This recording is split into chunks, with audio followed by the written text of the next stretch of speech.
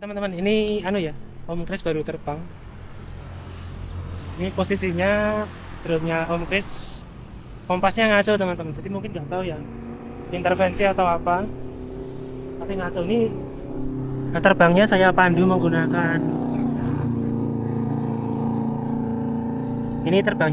menggunakan telemetri viewer ya teman-teman. Jadi ini benar-benar terbangnya buta ya teman-teman. Nanti pulang mengikuti garis awal aja untuk pulang. Oke, kita selamat Om Kris.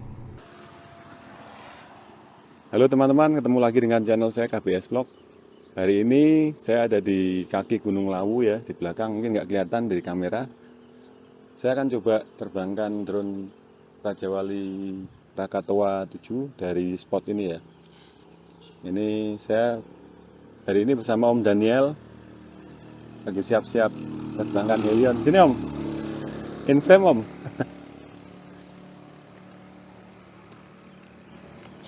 Nah ini pakai Helion 10 in, saya pakai Krakatoa 7. Oke teman-teman, nanti ikuti videonya ya. Oke arming and take off. Baik teman-teman, saya ini take off dari spot yang dekat pohon besar ini ya, di jalan raya dari Tawangmangu menuju ke Cemoro Kandang. Ini kita melewati perkebunan sayur mayur yang sangat hijau. Di depan sana Gunung Lawu tertutup awan ya. Tadi waktu kami datang ke sini itu suasananya masih cerah, gunungnya masih terlihat jelas. Tadi Om Daniel kebetulan terbang lebih dulu karena saya masih mempersiapkan drone. Dan pada saat Om Daniel kembali landing, ini awannya sudah menutup Gunung Lawu ya teman-teman.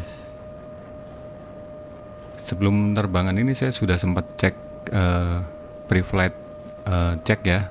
Jadi saya terbang berkeliling spot ini dan ternyata saya mendapati bahwa kompas saya tuh error ya teman-teman. Jadi tanpa kompas yang akurat, ini akan sangat menyulitkan untuk menemukan jalan pulang ya, terutama di kondisi situasi berawan seperti ini. Nah ini teman-teman bisa lihat arah panah saya itu ke kanan ya teman-teman. Seharusnya arah panah itu ke belakang ya arahnya ya, atau ke bawah. Karena nggak tahu apa ada gangguan medan magnet di sekitar sini, ataukah drone saya memang sedang tidak baik-baik saja ini. Jadi saya putuskan saya tetap take off dan dibantu dengan fitur telemetri viewer ya dari remote Radio Master Zuru saya. Teman-teman bisa lihat di sebelah kanan itu ada semacam jalur itu ya. Itu saya overlay di situ, itu adalah jalur terbang drone saya dari tempat saya take off menuju ke Gunung Lawu ya. Dan ini harus terbang dengan 2 orang ya teman-teman. Jadi ada pemandu atau istilahnya spotter ya, untuk memandu saya nanti ke arah pulang atau mengarahkan arah drone dengan benar ya. Karena kalau mengandalkan home point ini, arah panah itu ngaco sama sekali ya.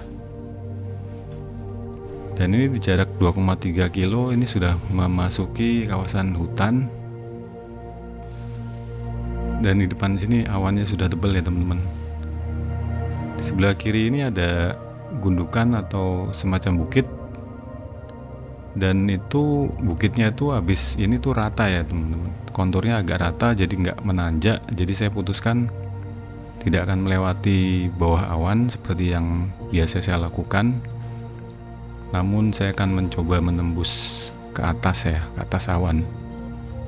Ini saya ambil ancang-ancang dulu sambil melihat arah home point. Di home point sebenarnya masih cerah ya, masih bersinar itu mataharinya.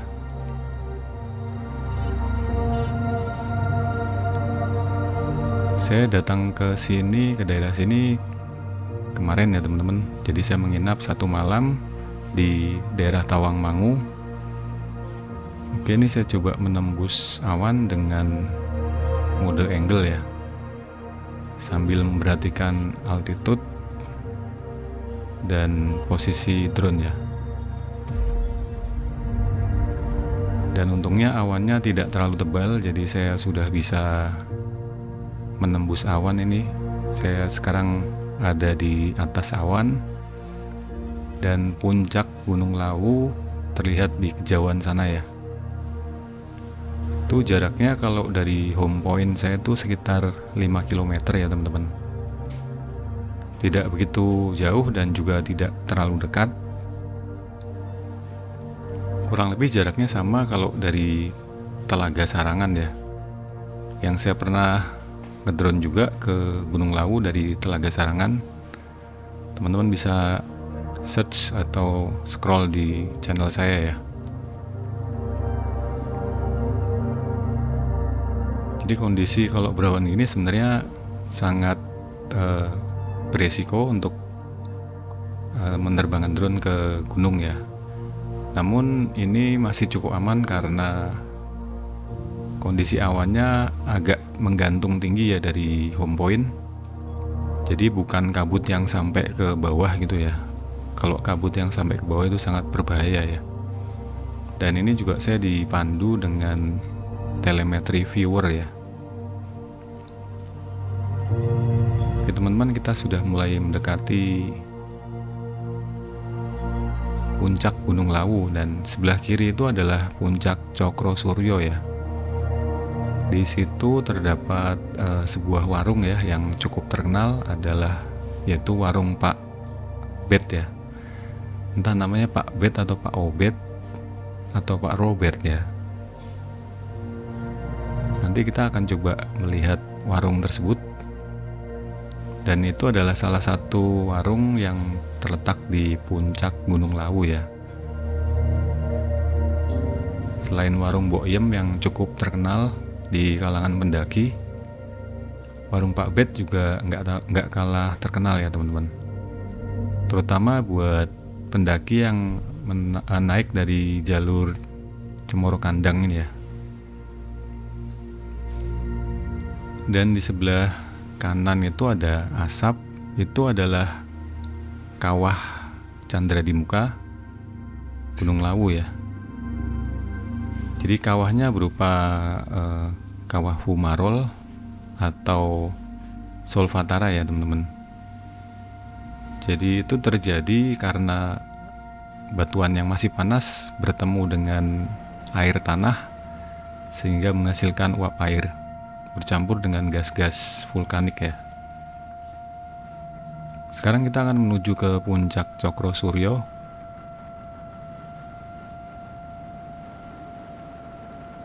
Sini terdapat tebing-tebing batu vertikal.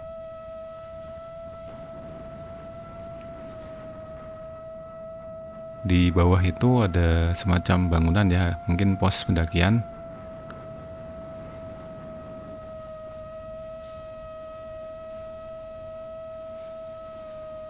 Jadi kontur Gunung Lawu ini memiliki banyak puncak. Dan puncak yang tertinggi adalah puncak Hargo Dumilah ya teman-teman.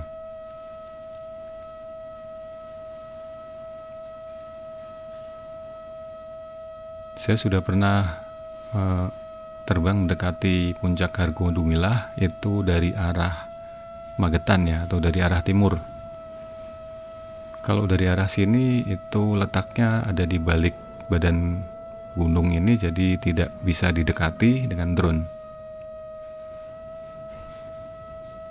Oke, kita sudah sampai di puncak Cokro Suryo ini ya. Sebelah sana itu adalah puncak Hargo Dumilah dan sebelah kirinya itu Hargo Tiling ya teman-teman. Dan di bawah itu adalah warung Pak Bet. Di sini kita bisa menjumpai tenda pendaki ya. Dan di arah home point ternyata sudah penuh dengan awan ya. Dan itu di depan sana ada suatu puncak bukit. Itu merupakan mungkin di belakangnya Bukit Mongkrang ya teman-teman. Saya kurang pasti namanya apa ya. Baik, saya akan coba mendekati warung.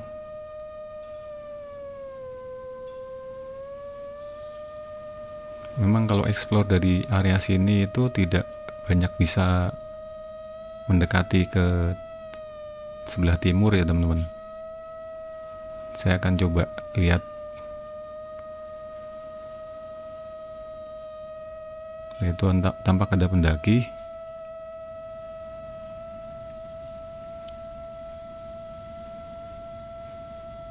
Dan teman-teman bisa memperhatikan arah panah home point saya itu sangat kacau ya.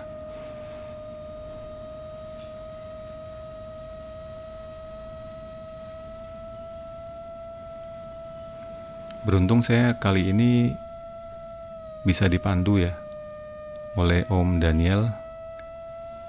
Oh ya, Om Daniel juga tadi terbang menggunakan iFlight Helion 10 ya. Dan teman-teman bisa saksikan videonya di channel Om Daniel, yaitu terbang FPV.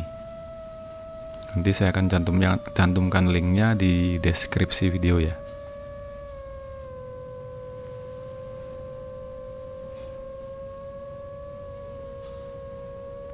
Jadi ini padahal pada jam 7 itu masih sangat cerah ya teman-teman. Hanya selisih sekitar 10-15 menit ini awannya sudah terbentuk sangat masif ini. Baik, saya akan coba mendekati kawah Candera di Muka sekali lagi.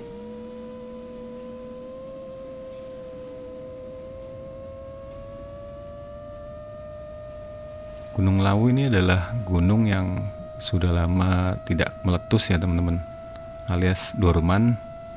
Namun aktivitas vulkaniknya masih bisa kita lihat dari kawah Solvatara ini ya.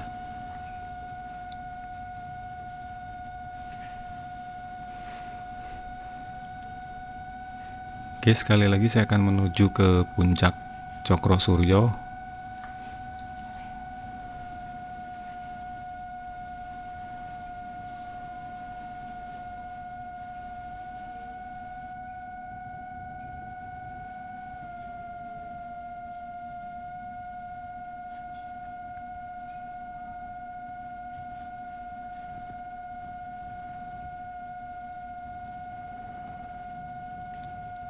Memang agak kurang ideal untuk melakukan muncak gunung pada musim-musim hujan seperti ini, dimana waktu atau cerahnya itu hanya sebentar ya teman-teman. Kadang tidak sampai 1 jam sudah kembali tertutup awan, dan mungkin puncaknya masih bisa dilihat atau masih ada di atas awan, tapi dari bawah itu kadang udah nggak kelihatan ya. Oke, ini saya akan melakukan dive dan kembali ke home point yang sudah tidak kelihatan ini ya teman-teman. Jadi saya murni mengandalkan panduan dari telemetri viewer yang diarahkan oleh Om Daniel ya. Jadi ada semacam aplikasi yang disambungkan ke remote saya, dan itu bisa melihat posisi drone terhadap peta ini ya, Google Earth atau Google Map ya. Dan kali ini arah panah saya sudah agak tepat, ini sudah nggak ngaco ya. Jadi arah panahnya sudah menunjuk ke depan. Entah kenapa, ini penyebabnya nanti akan saya cek lagi kalau sudah cuaca memungkinkan ya. Akan saya tes di BKT ya teman-teman. Dan ini saya memutuskan untuk terbang di atas awan sampai jarak sekitar 1 km dari home point, supaya waktu saya turun itu sudah tidak ada bukit ya teman-teman di bawah awan.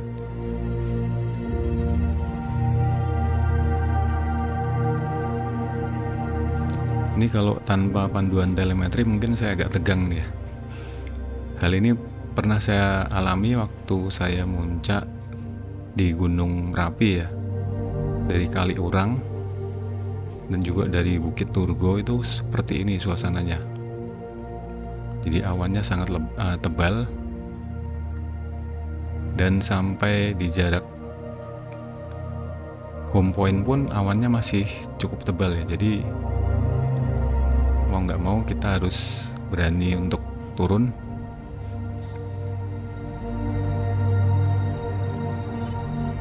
Dan sesekali saya membuka Google ya untuk melihat kondisi situasi di sekitar saya. Apakah awannya cukup tinggi dari home point? Kalau cukup tinggi itu artinya masih cukup aman ya. Tapi kalau awannya turun sampai di level daratan atau dataran seperti kabut gitu, itu sangat berbahaya ya. Jarak pandang mungkin bisa sangat minim, mungkin hanya 20-30 meter ya. Dan dibandingkan dengan kecepatan drone yang lumayan tinggi ya, itu sangat beresiko. Drone bisa crash, menabrak pohon atau yang lain-lain ya.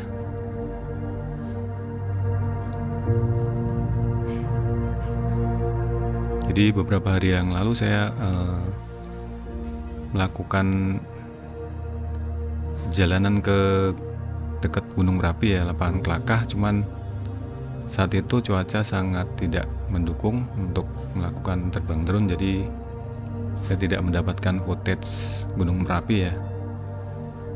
Dan ini kebetulan saya mengajak keluarga untuk berlibur ke Tawangmangu, sekalian saya menyempatkan untuk terbang ke Gunung Lawu ya.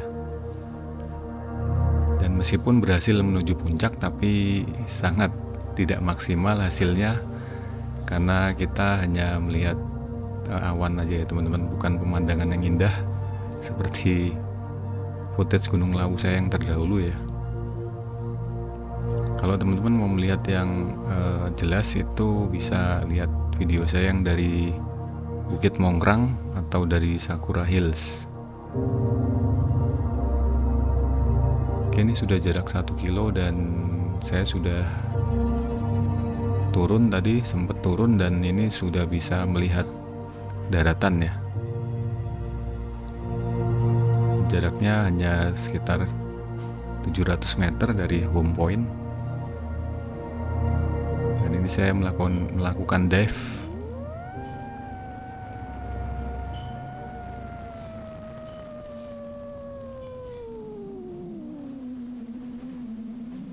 Oke, saya lega akhirnya bisa menemukan jalan pulang.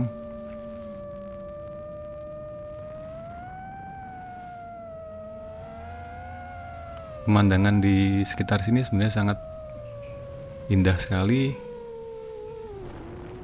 Jadi seandainya mataharinya bersinar cerah mungkin akan lebih indah ya teman-teman. Akhirnya Om Kris bisa turun dengan selamat teman-teman. Ini ya. Oke, ini saya persiapan untuk landing dan ini Om Daniel yang memandu saya ya. Mana tuh? Sebelah kanan. Oh ini. Akhirnya bisa selamat sampai home point ya.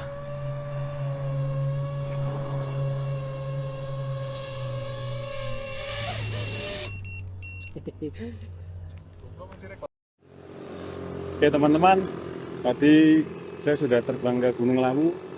Kondisinya berawan tebal ya teman-teman. Untung tadi dipandu sama Om Daniel pakai ini telemetri ya. Jadi bisa nemu arah pulang. Soalnya drone saya ini kompasnya error kayaknya. Jadi arah pulangnya ngaco ya tadi ya. Ngaco banget.